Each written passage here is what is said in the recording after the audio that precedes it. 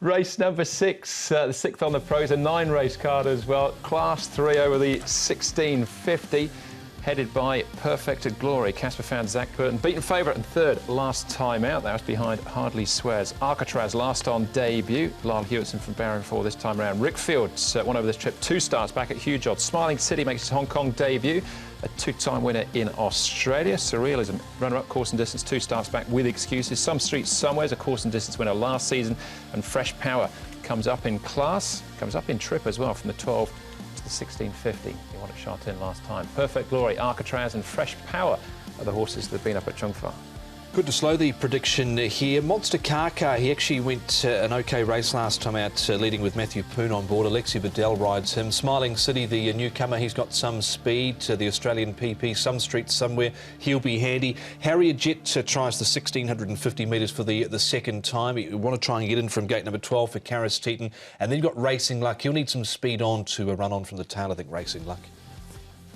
Rick Fields, the first horse we look at, he can be a bit of a rogue in the morning. He pulls and he carries on. You can see he's doing that a little bit here, but I've seen him a lot worse. He's keen, though, and his work's been pretty good. He was a recent winner 2 starts ago at massive price, well over 100 to 1. Smiling City's a newcomer. Now, he's should get a nice trail into the race. Shadow Roll will go on for his debut run.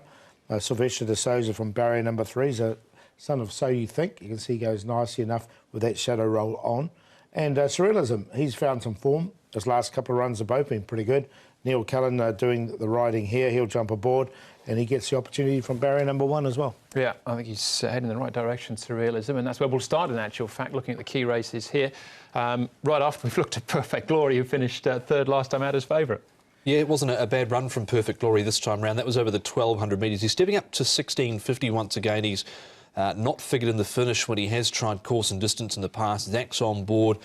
He won 3 in a row. I should say he's chased home a horse who's won 3 in a row. Hardly Swears in his last start. So, look, he's going well enough. 1650 was my little question mark. Yeah, I've got him in. Look, this is as great as both his wins have been in Class 3. All right, now we can have a look at Surrealism. Runner-up at big odds, 2 starts back. Proved it wasn't a fluke with this run. Monster Kaka and Some Street Somewhere engaged also. Yeah, Some Street Somewhere was wide all the way, so there was definitely an excuse for him. Surrealism ran really nice. He just got a little bit blocked there, as you see him trying to get through that gap. So both good runs from those 2 horses. I've left Monster Kaka out. I've actually got Monster Kaka in. I think there's a win in him somewhere, but he's sort of in that awkward range now on a mark of 62. There's been money for him in his last 2 starts. Joe was on board for one of them, but he started here on 82. He's on a mark of 62 now, so look, he can't be far away. OK, that's Monster Kaka. Racing Luck, we haven't seen on the track since when, the end of September? You know, he's been placed second up before, Racing Luck. This will be his 2nd start this season. I thought the stroll here was pretty good. He's got the wide draw, but he'll get back anyway. So he just wants a bit of extra pace, and so he can finish off. You can see in that trial, once he got off the heels of Waikuku were there, he finished off really nicely over the top to beat Waikuku in this trial. It was a good trial. I think he can go close here, but he'll need that speed on. If it's on the slower side here, that's going to make it a challenge to run on from the rear. All right, all those horses we've seen before. Smiling City, we see on the track for the first time, makes his Hong Kong debut. He's trained by Douglas White. Douglas, Smiling City, a new horse into the stable from Australia. How's he walked in through the door? Yeah, he's taken a little bit of time to settle in. He's a bit fragile, or was a bit fragile. He's certainly found his way around, and he's starting to enjoy the environment. And he's now seems to have found himself. So he's a nice prospect. He's drawn in gate number 3 for his first up 1650 assignment. Where do you envisage him in the run? From his trials, he's indicated that he's got a bit of gate speed, so I'm sure that he'll be able to make use of the good barrier. I don't see him leading or being over-aggressive, but I'm sure he'll get a good forward, comfortable position, and let's hope he gets a bit of cover and he goes around the track and has a good experience. I see you've applied the Shadow Roll. That was something he didn't wear in Australia?